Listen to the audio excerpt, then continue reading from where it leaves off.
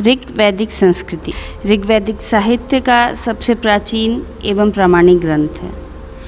जैसे कि मैंने आपको अपने पिछले वीडियो में भी बताया था कि ऋग्वेद में 10 मंडल, 1028 सूक्त तथा 10,580 ऋचाएँ हैं। इससे हमें ऋग्वैदिक काल की सामाजिक, धार्मिक, राजनीतिक और आर्थिक स्थिति के बारे में जानकारी मिलती है।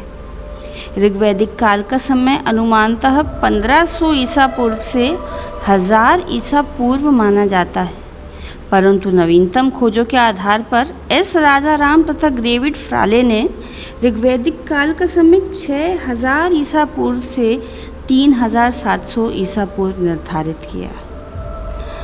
हम सबसे पहले वैदिक संस्कृति की सामाजिक स्थिति के बारे में बात करते हैं। हमें उसमें परिवार, स्त्रियों की दशा, उस समय के विवाह रीत, खान पान, वेशभूषा, आभूषण एवं श्रृंगार, मनोरंजन के साधन व वर्ण व्यवस्था के बारे में जानकारी पता लगती है। अगर हम परिवार की बात करें तो ऋग्वैदिक काल में आर्यों का मूल आधार परिवार ही था।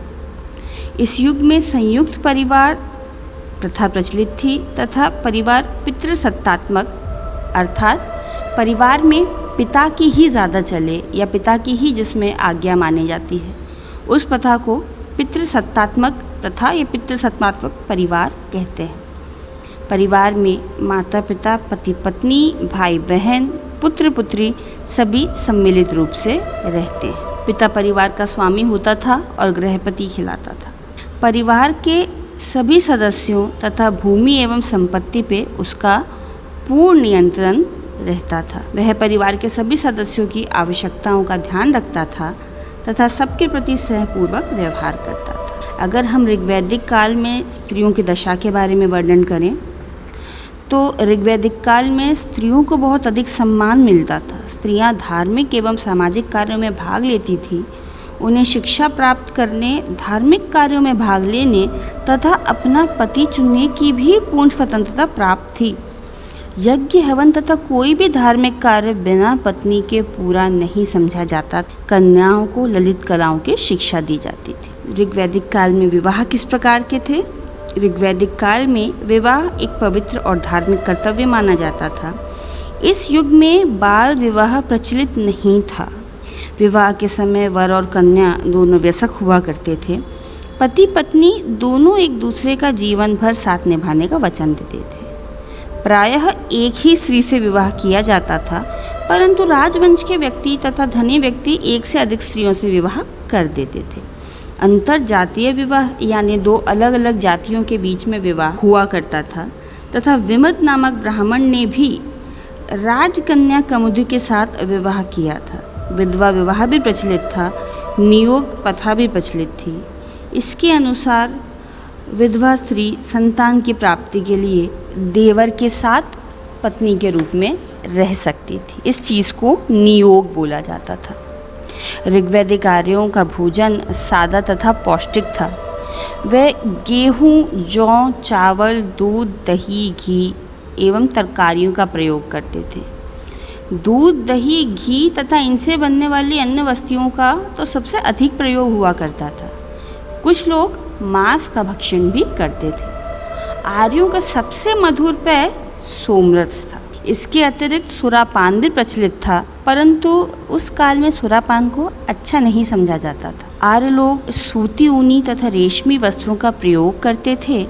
ये लोग मृग चर्म यानी कि हिरण की छाल से बने हुए वस्त्र भी पहनते थे। आर्य लोग प्राय 3 प्रकार के वस्त्र पहने थे, जिन्हें नीवी, वास और अधिवास कहते थे। कमर के नीचे धोती या साड़ी पहने जाती थी, जिसे नीवी कहा जाता था। कमर के ऊपर शरीर पर शाल की भांति जो वस्त्र धारण किया जाता था उसे वास कहा जाता था तथा ऊपर से धारण किए जाने वाला उत्तरीय जैसा कोई वस्त्र अधिवास कहा जाता था। आभूषण एवं श्रृंगार में आर्य लोग बड़े आभूषण प्रेमी थे। स्त्री और पुरुष दोनों ही आभूषण पहनने के शौकीन थे। वे सोना चांदी के बने हुए सुंदर आभूषण पहनते थे। उनके प्रमुख आभूषण थे हार, कुंडल, अंगद, कंठे, गजरे, भुजबंद, अंगूठी, कर्णशोभन यानी कि कान के फूल, निष्कग्रीव यानी कि कंठहार, करीर जिसको कि शिरोभूषण कहते हैं हम, आदि उनके प्रिय गहने थे। स्त्रियां श्रृंगार प्रिय थी। वह बालों में तेल का प्रयोग कर चोटियां बनाती थी। मनोरंजन के साधनों में घोड़दौड़, रथ दौड़, मल्ल युद्ध, नृत्य तथा संगीत आदि उनके मनोरंजन के प्रमुख साधन हुआ करते थे। इसके अतिरिक्त उनको शिकार खेलना, जुआ खेलना, मेलों तथा उत्सवों में भाग लेना अत्यधिक पसंद था। स्त्री तथा पुरुष दोनों ही संगीत तथा नृत्य में भाग लेते थे। ऋग्वेद में वर्ण व्यवस्था प्रचलित नहीं थी, अर्थात कोई बड़ा या छोटा ऋग वैदिक काल में नहीं था। हालांकि इस विषय में कई विद्वानों में मतभेद है। ऋग्वेद के 10वें मंडल के पुरुष सूक्त में कहा गया है कि ब्राह्मण परमात्मा के मुख से, क्षत्रिय भुजाओं से, वैश्य जंघाओं से तथा शूद्र चरणों से उत्पन्न हुए। इसके आधार पर कुछ विद्वानों ने यह मत व्यक्त भी किया कि ऋग्वैदिक युद्ध में वर्ण व्यवस्था प्रचलित थी। प्रारंभ में आर्यों में वर्ण व्यवस्था की आवश्यकता थी नहीं, लेकिन दो ही वर्ग थे, आर्य तथा अनार्य। परंतु कुछ समय पश्चात समाज में कार्य विभाजन की आवश्यकता हुई, लोगों को वर्गों में विभाजित किया जाने लगा। अतः आर्य लोग कार्य के अनुसार निम्नलिखित 4 वर्गों में विभाजित हो गए: ब्राह्मण, क्षत्रिय, वैश्य एवं शूद्र।